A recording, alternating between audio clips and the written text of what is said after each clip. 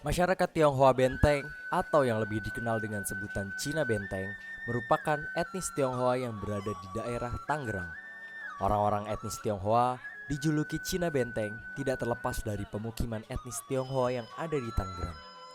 Nama Cina Benteng berasal dari kata benteng, nama lama kota Tangerang.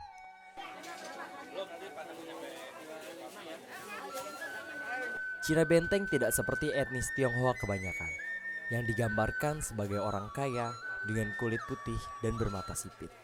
Justru, etnis Tionghoa Cina Benteng yang tinggal di kota dan kabupaten Tangerang hidup sederhana, seperti kebanyakan masyarakat setempat, dan berkulit kecoklatan. Etnis Tionghoa dibawa oleh pemerintah Belanda saat itu adalah VOC untuk dipekerjakan di perkebunan di Tangerang. Pemerintah kolonial menerapkan kebijakan lain dibandingkan penguasa Banten sebelumnya, yakni membuat pemukiman khusus imigran Tionghoa yang dipetakan di sekitar Tangerang, yakni di sekitar Tegal Pasir, tepi sungai Cisadane. Sejarah mencatat, hampir tidak adanya perempuan di pemukiman membuat pendatang Tionghoa menikah dengan perempuan pribumi. Pada rentang waktu sampai sekarang, tidaklah heran jika pembauran dan pembaharuan sudah banyak terjadi dengan masyarakat setempat. Sekitar abad ke-15, kapal dagang Cina juga menepi di Teluk Naga, Tangerang, dan terus menyebar hingga ke pinggiran wilayah Serpong mengikuti jalur sungai Cisadane. Seiring berjalannya waktu, proses asimilasi terjadi dan melahirkan komunitas peranakan Cina khas Tangerang yang lebih dikenal dengan sebutan Cina Benteng atau Ciben. Penamaan benteng yang dibangun sekitar abad ke-16 oleh pemerintahan Belanda yang dikenal masyarakat pribumi dengan sebutan Benteng Makassar merupakan pembatas wilayah Kesultanan Banten dengan VOC yang beririsan dengan aliran sungai Cisadane. Berdasarkan catatan pada kitab Sunda Tinalayang Parahyang, sebenarnya jauh sebelum kedatangan Belanda ke Indonesia, tepatnya tahun 1407, bersandar perahu Jung di bawah pimpinan Chen Cilung ke muara sungai Cisadane di kawasan Teluk Naga, Kabupaten Tangerang.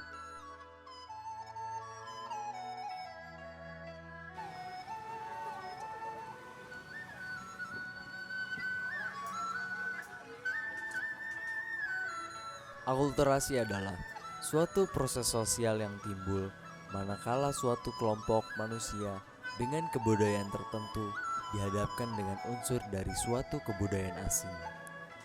Kebudayaan asing itu lambat laun diterima dan diolah ke dalam kebudayaannya sendiri tanpa menyebabkan hilangnya unsur kebudayaan kelompok itu sendiri. Itulah yang terjadi di Tangerang sejak ratusan tahun yang lalu hingga saat ini. Sebuah akulturasi budaya Tionghoa dan budaya lokal di Tangerang.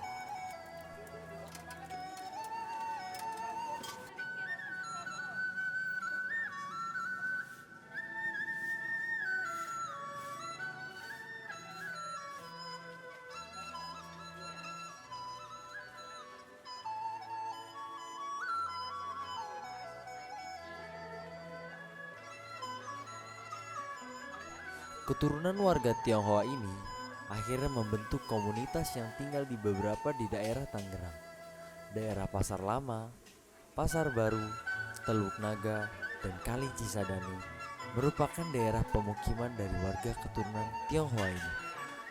Banyak dari mereka yang bekerja sebagai pedagang, buruh, dan bahkan tukang becak.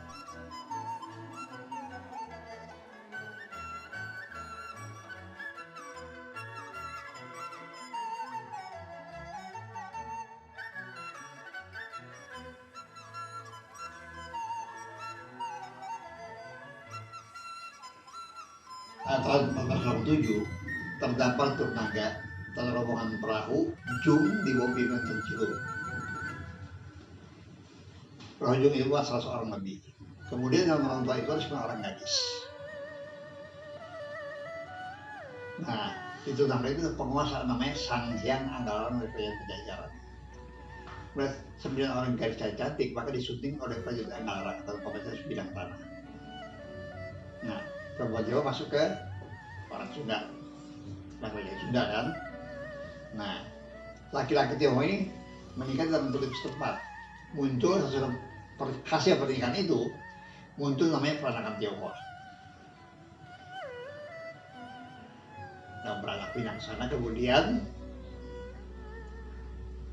di daerah Teluk itu penuh, maka membuat desa satu ini di desa Pangkalan. Nah, kemudian desa Pangkalan penuh, dua daerah ini membuka lahan dari Teluk sampai ke mulai sungai. Bisa ke Pasar Lama, Pasar Baru, Serpong. Misalnya contoh di 3 kelenteng Tua Tangerang, Bun Tekbio, Bun Sambio, dan Bun Haibio. Arti filosofis 3 kelenteng ini adalah kebaikan setinggi gunung dan seluas lautan. Dan perlu saya tambahkan juga menurut Tom Pires, 1513 sudah ada komunitas Tionghoa di Tangerang. 1513. Jauh sebelum kedatangan Belanda. Belanda datang ke Jakarta 1596. VOC berdiri 1602. Kemudian Jakarta dikuasai 1619. Masuk dari Jakarta.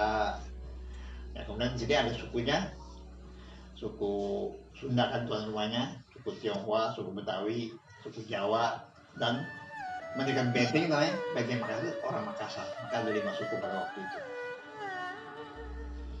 Lalu dibuat benteng itu 1683. Tujuannya adalah karena ini sungai, sebelah sana itu Kendeng, kekuasaan Banten, dalam hari itu kekuasaan Belanda. Tujuan Belanda itu untuk memenangkan kekuasaannya.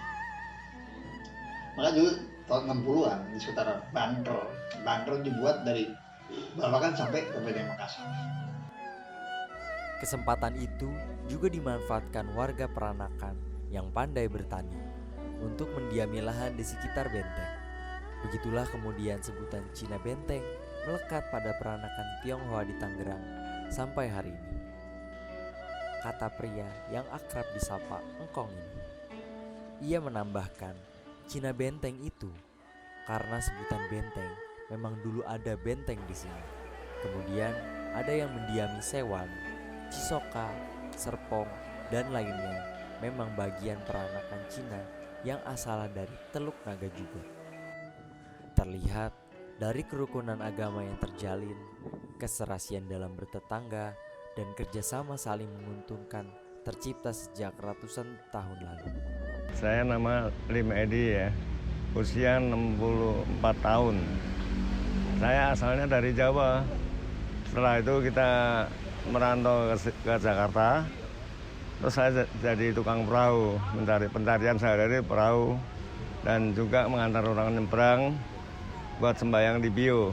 Nah setelah itu, terus saya merawat ini tua pekong air, udah 23 tahun. Ya sebagai melayani lah. Agama saya sebenarnya Kristen, tapi hanya saya melayani aja, ingin mengenalkan agama Buddha, ingin tahu, gitu aja. Memandangi mentari yang hendak sembunyi di ujung sungai, terasa tenang pikiran Lim. Meski tak seberapa keping uang dalam kantong, berharap orang-orang membanjiri sampan milik dia tiap kali jam menunjukkan waktu pulang kerja. Bekerja apapun akan terasa berat bila secuil senyum tak menyimpul di wajah. Barangkali inilah resep Lim bisa bertahan dengan pekerjaan yang 1/4 abad dia lakoni tanpa peduli akan dalamnya Sungai Cisadane. Melihat Tangerang lebih dekat membuat mata terbuka bahwa Cina Benteng tidak dapat dipisahkan dari Tangerang. Memisahkan Cina Benteng dari Tangerang adalah tindakan melupakan sejarah.